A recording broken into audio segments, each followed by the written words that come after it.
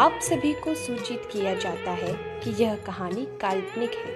कृपया इसे वास्तविकता से न जोड़ें। ये सिर्फ मनोरंजन की दृष्टि से लिखी हुई कहानी है। इस कहानी का मुख्य कारण केवल हमारे चहेते सितारों के प्रति समर्पण को दर्शाना है।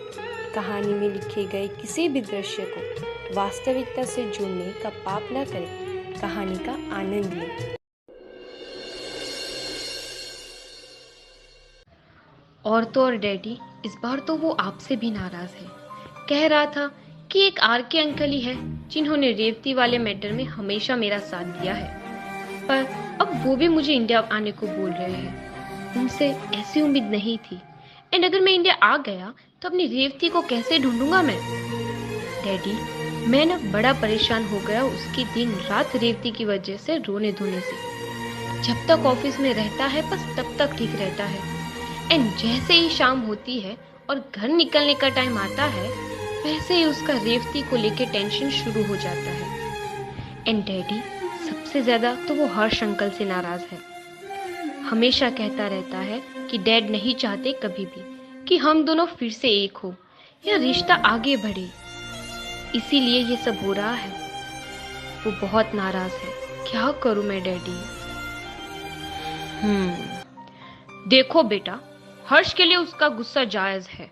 हर्ष तो सच में ही कितनी नफरत करता है रेवती से। लेकिन बेटा, अब तुम्हारे करने से कुछ नहीं होगा। वो नहीं मानेगा। अब मुझे ही कुछ करना पड़ेगा।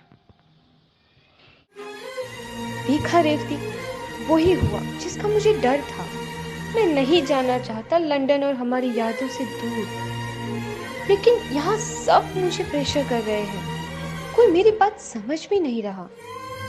वैसे ही जिंदगी का बोझ अब मुझसे नहीं उठ रहा है। बस तुम्हारी यादों के सहारे जिंदा हूँ। तो ये लोग मुझसे ये यादें भी छीन लेना चाहते हैं।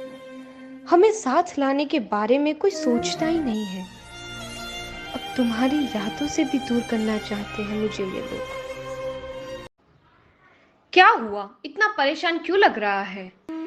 परेशान हूँ इसीलिए लग रहा हूँ, और परेशानी की वजह यह है कि रमन ने इंडिया आने से साफ इनकार कर दिया। और तू जानता है इसकी वजह क्या है? इसकी वजह तू है। तेरा बेटा तुझसे बहुत नाराज है उस दिन के बाद से जब तूने सबके सामने रेवती का इंसल्ट किया था। तब से ही वो तुझसे बात भी नहीं करना चाहता और अब मेरी बात भी नहीं सुनना चाहता। सब तेरी वजह से हुआ।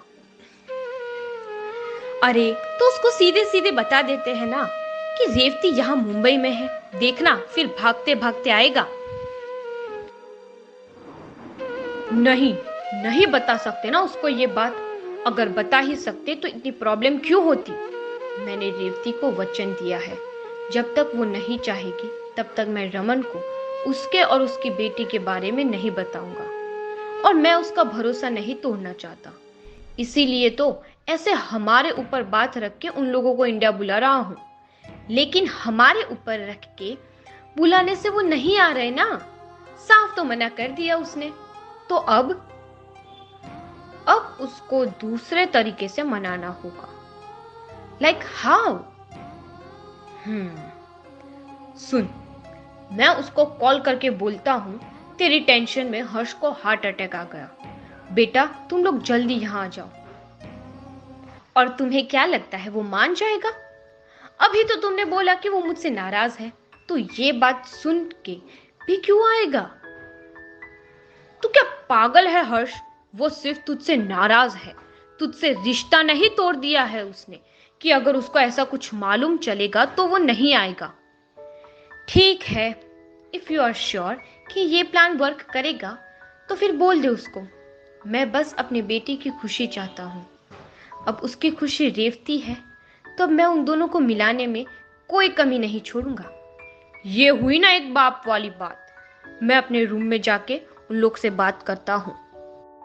हेलो वीरू, रमन, वो हर्ष वो क्या हुआ डैडी? इसे आपकी आवाज में इतना स्ट्रेस क्यों लग रहा है? Ram uncle, is everything okay? No बेटा, नथिंग इज ओके। वो हम अपने बंगले का आज फाइनल काम करवा रहे थे ना, एंड तब से ही वीरू का कॉल आया और उसने मुझे बताया कि तू इंडिया आने को रेडी ही नहीं है, मान ही नहीं रहा आने को। तो अभी आधे घंटे पहले ये बात मैंने जब हर्ष को बोली तो वो शॉक में आ गया, जिसकी वजह से उसको हार्ट अटैक आ गया। मैं अभी उसको लेकर हॉस्पिटल आया, ट्रीटमेंट स्टार्ट हो गई है। बहुत डर लग रहा है बेटा मुझे।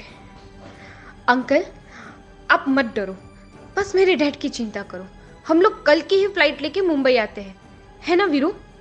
बस आप डैड का ख्याल रखना अंकल।